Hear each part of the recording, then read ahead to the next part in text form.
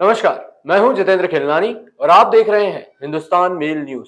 अब होगी मुद्दों की बात सच के साथ। चलिए रुक करते हैं देश दुनिया और इंदौर शहर की कुछ बड़ी खबरों की ओर। इंदौर उत्थान अभियान द्वारा शहर के मास्टर प्लान 2035 को सर्वश्रेष्ठ अर्बन सिटी बनाने के लिए इंदौर का मास्टर प्लान तैयार कर देश का सर्वश्रेष्ठ मास्टर प्लान कैसे बने विषय पर पावर पॉइंट प्रेजेंटेशन रखा गया, जिसमें इंदौर कलेक्टर, आईडीए अध्यक्ष सहित शहर के अलग अलग क्षेत्रों के बुद्धिजीवी मौजूद रहे। दरअसल स्वच्छता में नंबर 1 आने के बाद इंदौर का मास्टर प्लान देश का सर्वश्रेष्ठ मास्टर प्लान कैसे बने विषय पर पावर पॉइंट प्रेजेंटेशन रखा गया था।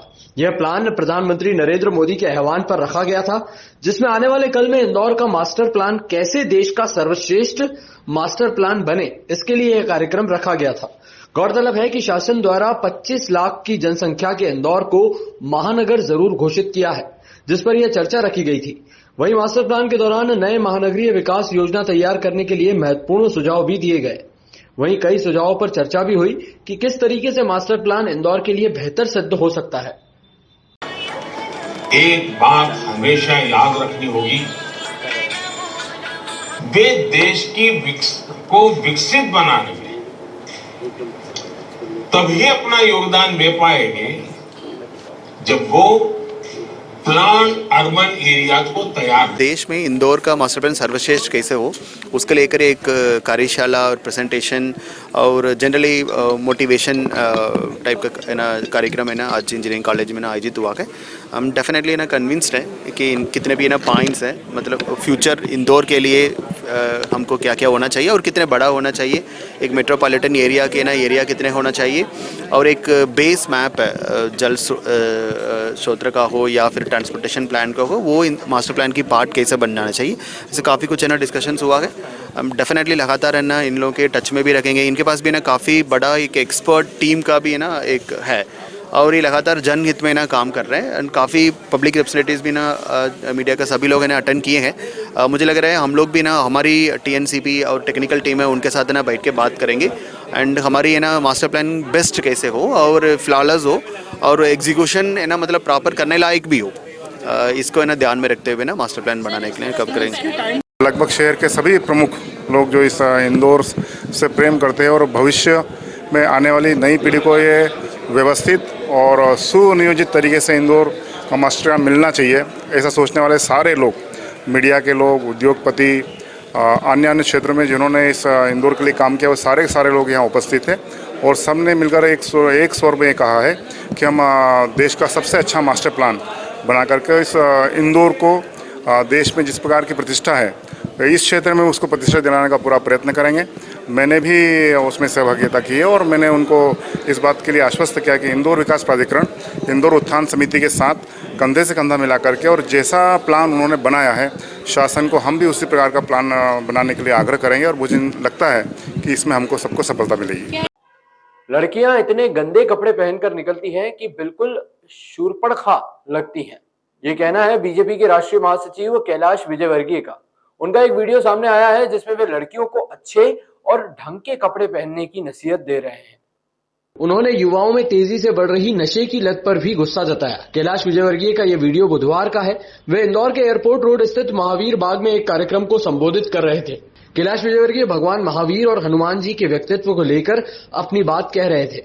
उन्होंने कहा कि इंदौर हर बात में नंबर 1 है। उन्होंने युवाओं से कहा कि वे इस देश के भविष्य हैं। यदि उनका आचरण मर्यादित और संतुलित होगा तो राष्ट्र निर्माण में उनका स्वर्णिम योगदान हो सकेगा, लेकिन अगर वे नशे के शिकार होंगे तो किस तरह का राष्ट्र बनेगा, यह सहज सोचा जा सकता है। विजयवर्गीय के बयान पर कांग्रेस ने कहा कि महिलाओं का अपमान करना बीजेपी की आदत है। कांग्रेस के मीडिया प्रभारी पीयूष बबेले ने ट्वीट किया कि अब लड़कियां क्या पहनेगी यह बीजेपी तय करेगी।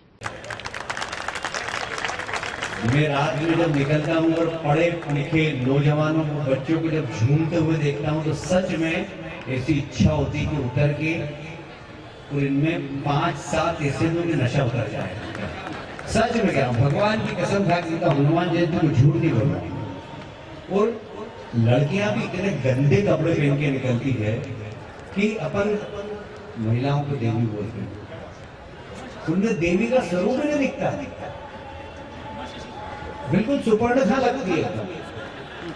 सच में अच्छे सुंदर भगवान ने शरीर दिया है, तो जरा अच्छे कपड़े पहनो यार। बच्चों को आप संस्कार डालिए। मैं बहुत चिंतित हूँ, इंदौर हर बात में नंबर 1 है, और पिछले दिनों नशे ने जिस प्रकार युवा पीढ़ी को छेड़ा है, वो कल के लिए हमारे लिए चिंता का विषय। इसलिए बच्चों में संस्कार डालिए। आप सबको हनुमान। इंदौर में अज्ञात व्यक्ति ने एक पालतू डॉग को पत्थरों से इतना मारा कि उसकी मौत हो गई।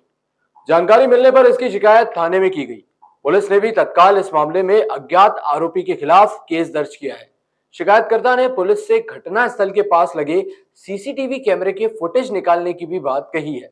दरअसल ये घटना अन्नपूर्णा थाना क्षेत्र की है। 5 अप्रैल की रात को आनंद टांग की फीमेल डॉग केसरबाग रोड के पास ही घूम रही थी। रात करीब 10:30 से 11 बजे के बीच किसी अज्ञात व्यक्ति ने उसे पत्थर से बार बार मारा, जिसके कारण उसके सिर और आंख में गंभीर चोट आई। घटना का पता चलते ही उसे अस्पताल भी ले जाया गया, मगर उसकी मौत हो गई। इसकी जानकारी जब पशु प्रेमी प्रियांशु जैन को मिली तो वे आनंद के साथ थाने पहुंची, जहां उन्होंने इस मामले की शिकायत की। 6 अप्रैल को लिखित शिकायत करने के बाद पुलिस ने मामले की जांच की और 7 अप्रैल को इस मामले में अज्ञात व्यक्ति के खिलाफ पशु क्रूरता अधिनियम के तहत केस दर्ज कर लिया गया। भाजपा महासचिव कैलाश विजयवर्गीय के एक बयान के बाद इंदौर की राजनीति में उबाल आ गया है। कांग्रेस नेताओं ने भाजपा पर निशाना साधते हुए इस बयान को लेकर सवाल उठाए हैं। कांग्रेस ने भाजपा महासचिव को महिला बहनों से सार्वजनिक रूप से माफी मांगने के लिए भी कहा है। इस बयान को कांग्रेस ने लाडली बहन योजना से भी जोड़कर टिप्पणी की है।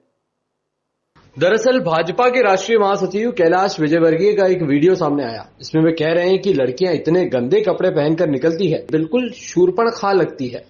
उन्होंने युवाओं में तेजी से बढ़ रही नशे की लत पर भी अपना गुस्सा जताया। उनका ये वीडियो सोशल मीडिया पर सामने आने के बाद इंदौर में कांग्रेस नेताओं ने घेराबंदी शुरू कर दी। बयान जारी करते हुए कांग्रेस नेताओं ने सवाल भी उठाए।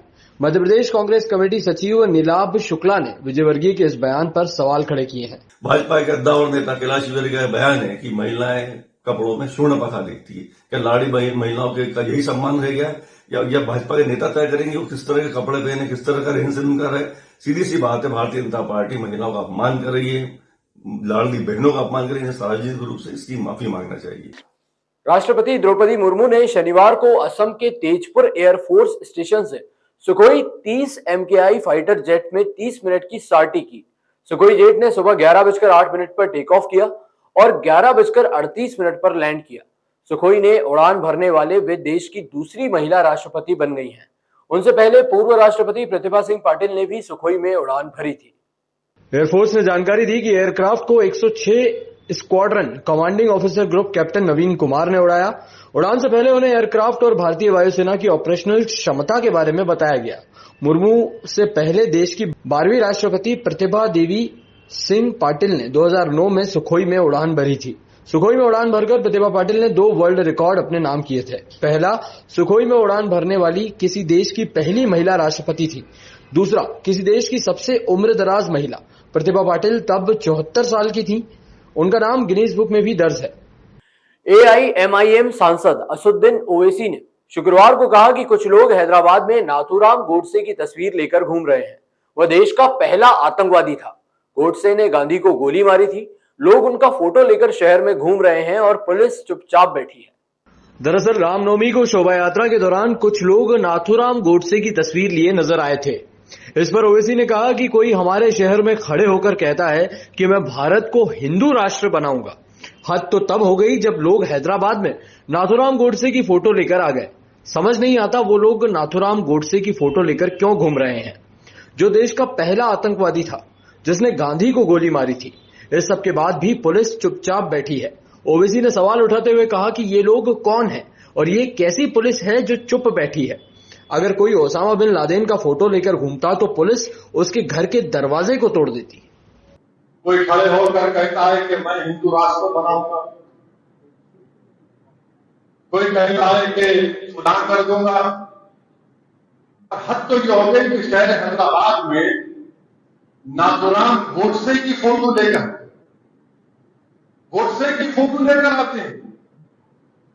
मुझे समझ में नहीं आया कि भारत का सबसे पहला टेररिस्ट का नाम नाथूराम गोडसे, सबसे पहला टेररिस्ट। जिसने गांधी को गोली मारी उसको फोटो लेके लोग नाच रहे हैं। कौन है ये जालिम लोग जो गोडसे की फोटो लेकर हैदराबाद में नाच रहे हैं? और कैसे पुलिस खामोश बैठी? अगर कोई उसामा बिन लादेन का फोटो लेके आया तो हजरत पुलिस पूरे घर के दरवाजे को तोड़ देती। मगर हजरत गोडसे हैं, क्या रिश्ता है आपका? इनसे बताओ। आप बताइए कि इतने सन्नाटा क्यों हो जाता है? गोडसे की फोटो लेकर हिंदू राष्ट्र बनाएंगे। और हद तो यह हो गई कि बिहार में एक मदरसे को जला दिया। इसी तरह की और भी खबरों के लिए आप देखते रहिए हिंदुस्तान मेल न्यूज, जिसके लिए आप हमारे चैनल को सब्सक्राइब करना ना भूलिएगा। धन्यवाद।